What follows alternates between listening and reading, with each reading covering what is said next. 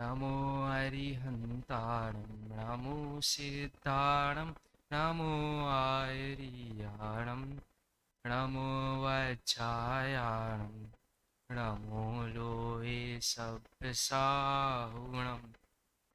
वन्दितु सब्रसिद्धे धूमचलमणोऽं गतिं पत्ते बोच्छामि समय पाहुडं निडमो सुदकेवली वरिणम् नमः समय साराय स्वानुभूत्या चकाशते चित्स्वभावाय भावाय सर्वभावांतरक्षिते मैं करता हूँ कर्म का कर्म है मेरा कर्म ऐसी मिथ्या मान्यता है मिथ्यात्व निज आत्म तल्लीनता सुखमय आत्म धर्म श्री जिन जिन वर देव ने यह समझाया मर।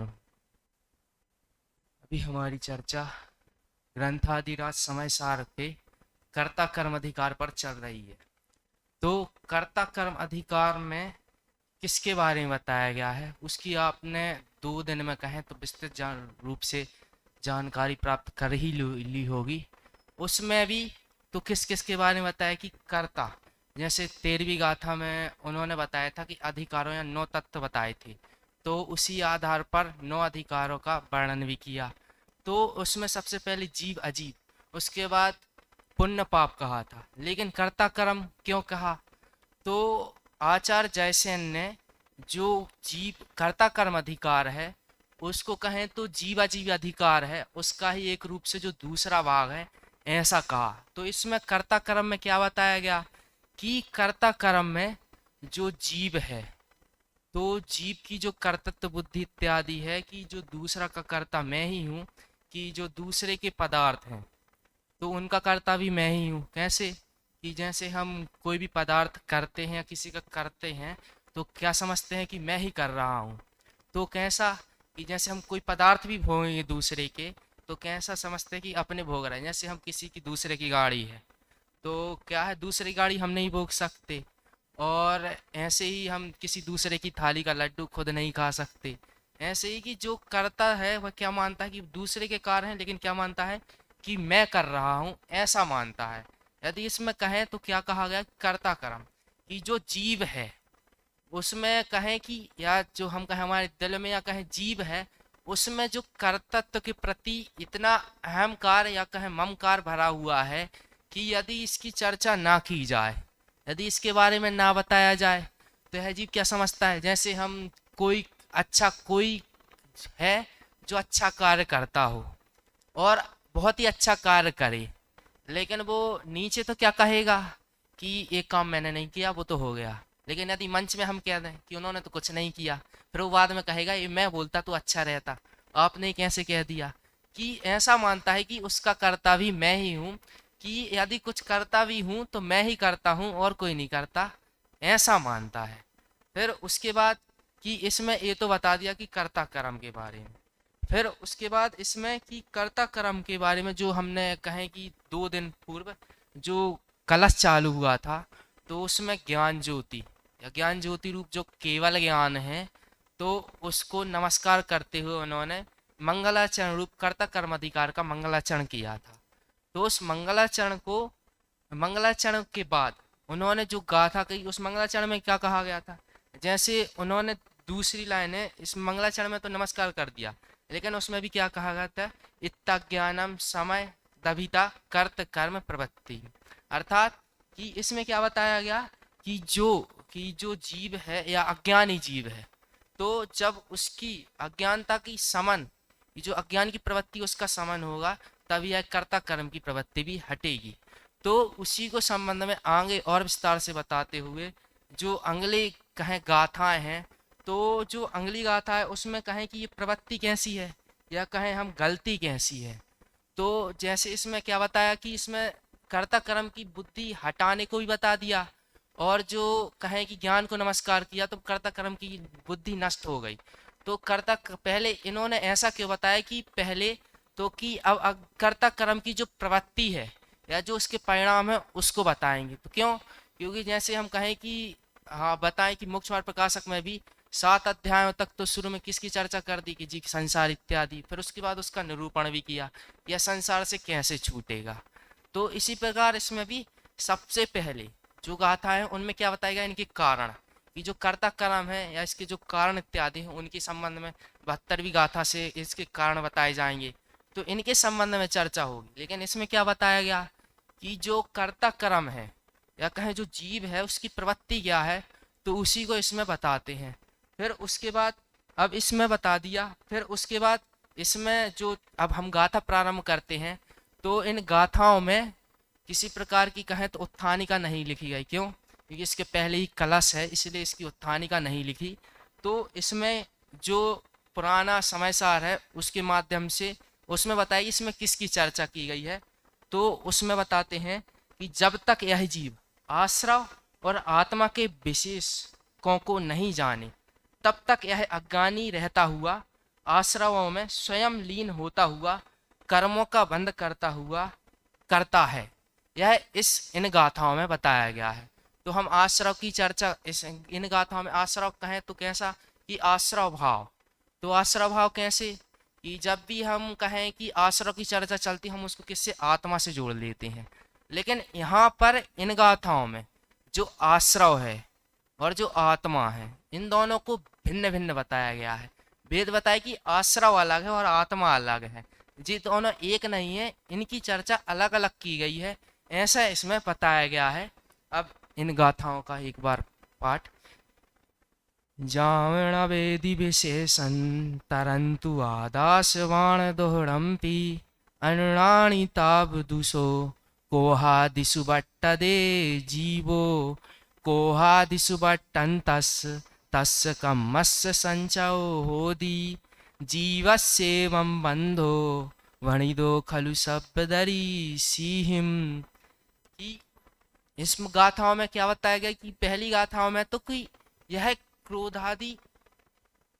आदि में बर्तन या कहें कि क्रोध आदि के बारे में, कि सबसे पहले क्या बताएगी, जावणा वेदी, कि जावणा अर्थात जब तक, णा नहीं, वेदी अर्थात जानता, विशेष अंतरम, विशेष अंतर किसमें, तू आदासवाण दोहड़म्पी, कि जब तक नहीं जानता किस विशेष अंतर, तो किसमें, आद आसवाण, की आत्मा और आश्रव, इन दोहड़म्पी अर्थात इन दोनों में जब तक यह विशेष अंतर नहीं जानता तब तक कैसा रहता है, अज्ञानी रहता है।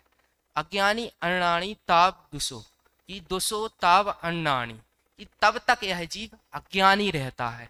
तो अज्ञानी कब तक, कि जब तक यह कि जो कहें आश्रव और आत्मा में विशेष अंतर या भेद इत्यादि नहीं जानता, इन दोनों के बीच में, तब तक अज्ञानी रहता है। ऐसे ही 19वीं गाथा है उसकी उत्थानिका में भी किसी ने प्रश्न किया कि यह जीव कब तक प्रतिबुद्ध रहता है, अप्रतिबुद्ध रहता है। तो उसको संबंध में आचार्य देव कहते हैं कि यह प्रश्न कैसा है, कालवाची। तो कालवाची हम कहें कि कालवाची, और इसका उत्तर कैसे दिया, भाववाची। कि कालवाची कैसे, कि यदि कालवाची लें तो कालवाची कैसे ले सकते हैं, कि कालवाची ऐसा ले सकते हैं कि कालवाची लेंगे तो कि जैसे आप हैं या कहें हम हैं, कि यदि हमारे जब भाव या हमारे परिणाम सुधरेंगे तभी उसके, की अर्थात इसके संबंध में दादा एक उदाहरण देते हैं कि यह साहित्य है, तो साहित्य का उदाहरण देते हैं कि साहित्य की कीमत है। कोई कहे कि आप साहित्य की कीमत कब कब करोगे, तो उन्होंने कहा जब आपकी इच्छा होगी। जब आपकी इच्छा होगी कैसे, कि यदि जब आप लोगे और आप उसकी आधी कीमत करवाओगे तभी उसकी कीमत आधी होगी, ऐसा नहीं। अर्थात कि आपने प्रश्न तो किया कि कब होगी, जैसे इसी में कहा कि यह अज्ञानी जीव अप्रतिबद्ध कब तक रहेगा, कि अप्रतिबद्ध कहें कि 2 भाव या 4 भाव या कहें 10 दिन 20 दिन ऐसा रहेगा, ऐसा नहीं। कि जब आपके भाव सुधरेंगे, ऐसे ही कि जब आपके भाव होंगे तभी ही हम तब ही कह सकते हैं कि यह जीव अप्रतिबद्ध नहीं होगा। कि यदि हम कहें इसके संबंध में एक और उदाहरण, कि जैसे कि अब लड़के की शादी कब होगी, तो लड़के की शादी कब होगी, तो इसके संबंध में हम कहते हैं कि लड़के की शादी तो होने को तो अभी हो सकती है, लेकिन उसके लड़की देखेंगे इत्यादि अनेक कार्य करेंगे। अर्थात जब आपके परिणाम हो गया, आपकी अवस्था होगी उस रूप, तब आपकी शादी हो जाएगी। वैसे ही अप्रतिबद्ध कहें या जो अज्ञानी है उसकी अज्ञानता कब तक रहेगी, जब तक उसके ऐसे भाव रहेंगे। तो उसको बताया। फिर उसके बाद इसमें कहा कि जावड़ा होदी विशेष अंतरम, विशेष अंतर। तो विशेष अंतर से यहाँ क्या लेना, तो विशेष अंतर के तीन अर्थ किए गए हैं। सबसे पहले विशेष, फिर उसके बाद अंतर, और सबसे अंत में विशेष अंतर। तो विशेष में क्या बताया कि विशेष में हम ले सकते हैं कि लक्षणों, कि लक्षणों के आधार पर कैसे, कि जैसे आत्मा का लक्षण क्या है, ज्ञान दर्शन, और आश्रव का लक्षण क्या है कि बंधन इत्यादि कर्म रूप। तो इन दोनों को जो लक्षण है, इन दोनों के लक्षणों के आधार पर जब हम इन दोनों को जानेंगे तो इनके कई विशेष रूप से इनके हमें परस्पर भिन्न दिखाई देंगे। फिर उसके बाद अंतर, अंतर कहें तो भिन्न भिन्न।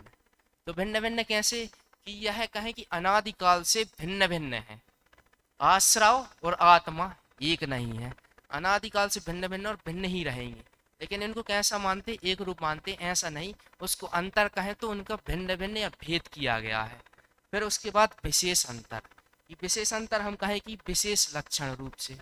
तो विशेष लक्षण रूप से कैसे, यदि कोई जीव है तो जैसे हम कहें कि जीव कैसा है, कि जीव अनंत गुणमय है, और आश्रव कैसा है, दुखमय है या अनंत दुखों को देने वाला है, ऐसा है आश्रव है। तो इन दोनों में जब हम विशेष लक्षण जानेंगे तभी हमें क्या, कि तब ही हमें इन दोनों में विशेष अंतर दिखाई देगा। इस प्रकार यहाँ पर विशेष अंतर और विशेष अंतर ऐसे तीन अर्थ किए गए हैं विशेष अंतर के। फिर उसके बाद इसमें कहा कि यह विशेष अंतर नहीं जानेगा तब तक इसका कि अज्ञानी है। लेकिन अज्ञानी भी कैसे होगा, कहेंगे कि कोहादिशु बट्टते जीवो, कि क्रोध आदि में बर्तन करेगा यह जीव तब तक अज्ञानी रहेगा। तो क्रोध आदि में बर्तन करें, तो बर्तन को यहाँ पर लिया कि बर्तन कह रहे हैं, इसका अर्थ कि जो बर्तन करें अर्थात उसमें परिणाम ना, ये उस रूप जैसे कि इसमें कहा कि जो कि कर्तत्व भोक्तत्व इत्यादि है, इनमें ही हम कहें कि जो कर्तत्व भोक्तत्व इत्यादि हैं इनको इनमें ही अब रमेगा और इन्हीं रूप हो जाएगा। तो इसके क्रोधादि रूप या कहें इनमें वर्तता है, वर्तता का अर्थात उन्हीं रूप हो जाता है। इसमें हम कहें कि जो क्रोध आदि जो होते हैं वह ज्ञानी जीव के भी होते हैं और अज्ञानी के। लेकिन अज्ञानी कैसे, कि ज्ञानी जीव को होते हैं, लेकिन अज्ञानी जीव होता है वह उसमें वर्तता है अर्थात उसमें बर्तन करता है, बर्तन अर्थात उसमें परिणामित हो जाता है। लेकिन ज्ञानी जीव है, जैसे मुनिराज है, उनको तीन कसाय चौकड़ी का भाव तो हो ही चुका है, लेकिन संजलन है उनके, तो क्रोधादि तो उनके हो गए ही। ऐसे ही कि जो उनमें बर्तता है अर्थात उनमें बर्तन करता है, तो उनको ही यहाँ पर कि क्रोधादि कहें या कहें कि जो संजलन इत्यादि की जो बर्तन है, यदि हम कहें कि उनको बर्तने दो, कि उनमें परिणामित होने दो, कोई दिक्कत नहीं, इसमें क्या होगा कि उनको बर्तने दो। कहते हैं ऐसा नहीं, क्यों, यदि बर्तेगा तो क्या होगा कि उत्तम ब्रह्मचर्य के संबंध में दादा ऐसा उदाहरण देते हैं गाय और बछड़े का। जैसे गाय है, गाय का एक बछड़ा है, तो वो दूसरी गाय के पास जाकर, कि जो बछड़ा है वह दूसरी गाय के पास जाकर उसका दूध पिएगा। तो अब कोई कहे कि उसको पीने दो, कोई दिक्कत नहीं है, कि पीने दिए, चलो दूध पी रहा है तो कोई दिक्कत नहीं, उसी का तो पी रहा है। लेकिन वो उसको अपनी माँ समझने लगेगा, कि यदि वह दूध पिएगा तो वह क्या समझेगा, यही मेरी माँ है, क्यों मैं इसी का दूध पीता हूँ। ऐसे ही जो कहें कि जो बरतेगा अर्थात जो ज्ञान रूप बरतेगा, तो यह ज्ञान परलक्षी अर्थात जो बाहर के निमित्त इत्यादि हैं, कर्तव्य इत्यादि हैं, इनमें ही क्या हो जाएगा कि उन्हीं में परिणामित हो जाएगा, कि क्या करेगा कि उन्हीं रूप हो जाएगा। ऐसा नहीं कि यह वापस आएगा, नहीं, क्योंकि परलक्ष्य इत्यादि हैं तो उनमें ही परिणामित हो जाएगा। जैसे वो बछड़ा है, क्या समझने लगा, यह ही मेरी माँ है। ऐसे ही जो ऐसा समझेगा कि यह जो कहे बाह्य पदार्थ हैं या कहे भोग सामग्री इत्यादि हैं वही मेरी है, तो ऐसा नहीं, इसलिए उसको कहा कि उसमें बरतना नहीं है, कि उसमें यदि बरतेंगे तो हमारा कहे कि बहुत अनंत दुख का कारण है, वो तो निरंतर हमारे परिणाम होते ही रहेंगे, इसलिए हमें उनमें बरतना नहीं है, उनमें परिणामित नहीं होना है, ऐसा इसमें कहा। फिर उस प्रकार यहाँ पहली गाथा में क्या कहा कि जब तक यह विशेष अंतर नहीं जाने किसमें, आत्मा और आश्रव में, तब तक यह अज्ञानी रहेगा और यह क्रोध आदि में बर्तन करेगा। फिर उसके बाद यह तो बता दिया इस गाथा में। फिर दूसरी गाथा में क्या बताती कि इससे हमें हानि क्या है, चलो ये तो आपने बता दिया, लेकिन अब इससे हमें हानि क्या है, तो इसको बताते हैं कि कोहा दिसु बट्टन तस तस कमस संचयो होदी। ये जो क्रोधादि में बर्तन कर रहा है, ये जो क्रोधादि में बर्तन कर रहा है, उसमें बर्तन कर रहा है, उसको क्या होगा कि तस् कमस संचय होगी, उसको कर्मों का संचय होगा। कर्मों का संचय होगा अर्थात उसके कर्म का है एक प्रकार से, उसके कर्म बंधेंगे। ये जो क्रोधादि में, कि यदि हम क्रोधादि और ज्ञान देखें, इन क्रोधादि ज्ञान का है कि ज्ञान है वह आत्मा का स्वभाव है, लेकिन जो क्रोधादि है वह क्या है प्रभाव है, और उससे हमारा कुछ लेना देना नहीं है। इसलिए कि उसमें हमें कि जो क्रोधादि है, यदि उसमें हम वर्तन करेंगे तो हमारा क्या होगा कि हमारे कर्मों का संचय होगा, बंद होगा। तो उसके बाद जीवस्येवं बंधो भणिदो खलु सब दरि सेहम, कि इसलिए जीवस्येवं बंधे, कि यदि क्रोधादि में बंद करेगा तो उसका कर्मों का संचय होगा। जीवस्येवं बंधो, कि भाई कर्म भी कैसे, कि जीवों में बंधेंगे। तो जीवों में कैसे बंधेंगे, कि यदि जो जीव है वह इनमें वर्तन करेगा तो उसके सर्व कर्म बंधेंगे। तो ऐसा इसमें कहा गया कि हमें उनमें बर्तना नहीं है। क्यों?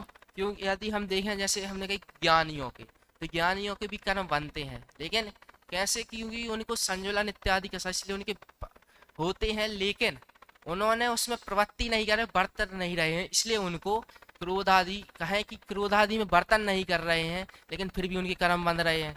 जैसे कि जब कि जीवस्येवं बंधो भणिदो खलु सब दरि सीहिम।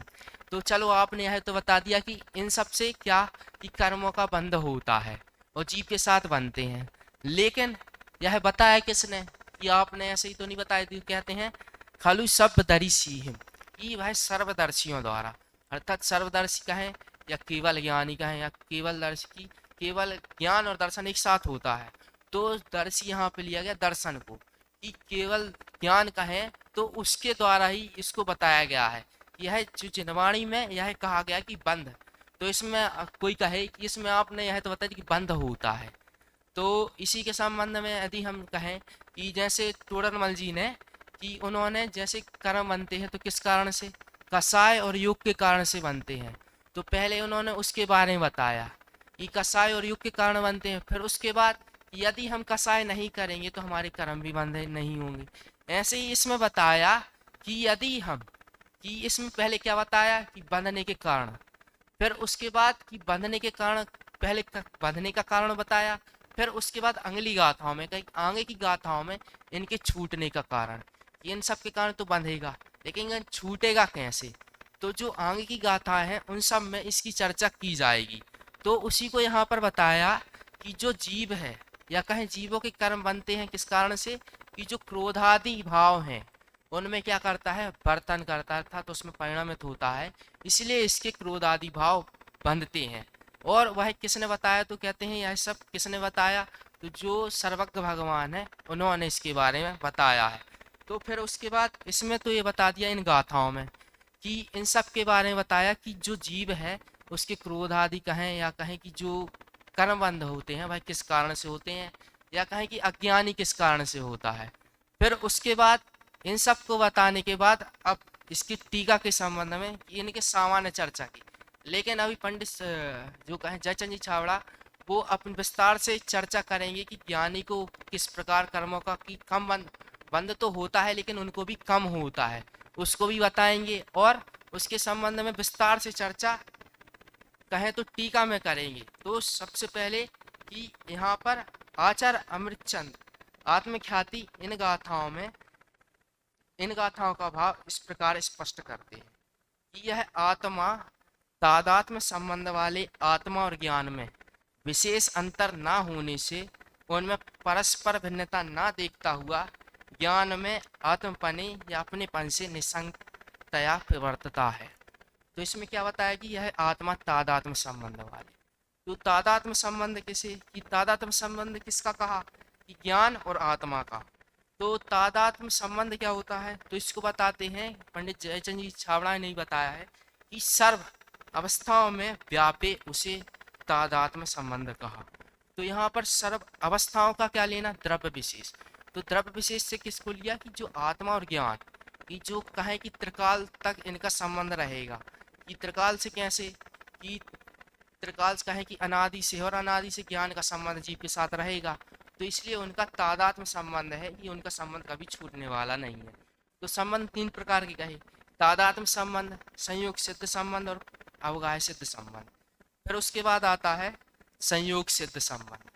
तो संयोग सिद्ध संबंध को बताते हुए क्या कहते हैं कि जीव के ऐसे विकारी परिणाम जो उत्पन्न होते हैं तथा नष्ट होंगे। कि जो जीव के विकारी परिणाम कहें या हम कहें संसारिक अवस्था, या कि जो भाव इत्यादि यहाँ कहें जो परिणाम होते हैं वह क्या, कि जो ज्ञान है वह हमेशा रहता है, लेकिन जो उसकी कहें कि ज्ञान तो नहीं, लेकिन जो हम कहें परिणाम, कैसे जीव के विकारी परिणाम वो साथ में हमेशा नहीं रहते, उत्पन्न होंगे और नष्ट होंगे। कि जो नष्ट होंगे और उत्पन्न होंगे, ऐसे ही इन परिणामों को ही क्या कहा गया है, संयोग सिद्ध संबंध कहा गया है। तो अब इसके संबंध में हम कहें तो क्या, कि जैसे इसके संबंध में एक उदाहरण आता है कि जैसे कोई मेहमान है या घर का व्यक्ति है, दो व्यक्ति हैं। तो घर का व्यक्ति यदि कोई घर में मेहमान आएगा तो मेहमान क्या है, आकर चले जाएंगे। जो मेहमान है वह आएगा तो जाएगा ही, और जो व्यक्ति है, जो घर का ही व्यक्ति, वह तो घर में ही रहेगा हमेशा। ऐसे ही कि जो तादात्म्य सिद्ध संबंध में क्या कहा गया, कि जो ज्ञान और आत्मा है, कि ज्ञान का संबंध आत्मा के साथ हमेशा रहेगा, लेकिन राग और आत्मा का संबंध क्या कहा गया, संयोग सिद्ध संबंध। तो संयोग सिद्ध संबंध में क्या कहा कि जो आत्मा और राग है वह कभी साथ में नहीं, कि जो परिणाम ही ऐसे कि जो उत्पन्न होंगे और नष्ट होंगे, तो उनको ही यहाँ पर तादात्म्य संयोग सिद्ध संबंध कहा गया। फिर उसके बाद एक ऐसी पंक्ति आती है कि मेरा सो आवे नहीं, मेरा सो जावे नहीं, आवे जावे सो मेरा नहीं। अर्थात जो मेरा है वो ना आता है ना जाता है, अर्थात कि जो मेरा स्वभाव है ना वो जाता है ना आता है, और हमेशा ही रहता है। तो इन सबको कि फिर उसके बाद कि जो मेरा स्वभाव वह हमेशा ही रहेगा, कि हमारा तादाद में सिद्ध संबंध ज्ञान और आत्मा का वह तो हमेशा ही रहेगा, लेकिन जो संयोग सिद्ध संबंध है वह कैसा, ये उत्पन्न होगा और नष्ट, की राग की विकारी परिणाम वह उत्पन्न भी होंगे और नष्ट भी होंगे। फिर उसके बाद अवगाह्य सिद्ध संबंध, कि कर्म और आत्मा का परस्पर अवगाह्य सिद्ध संबंध है। तो कर्म और आत्मा का कैसा, कि यह एक नहीं है, इनका संबंध मात्र अवगाह्य कि एक साथ रहते हैं, कि कहें कि एक साथ रहते हैं, इनका कोई संबंध नहीं है। तो कि यह अवगाह्य सिद्ध संबंध कैसे, जब तक जीव संसार में है तब तक कर्म रहेंगे, यदि मोक्ष में रहेगा तो वो संबंध नहीं रहेगा। तो इसलिए यहाँ कहा कि जो कर्म और आत्मा का परस्पर कौन सा संबंध है, अवगाह्य सिद्ध संबंध है। ऐसे यहाँ पर तीन संबंधों की चर्चा की, शेष चर्चा हम कल करें।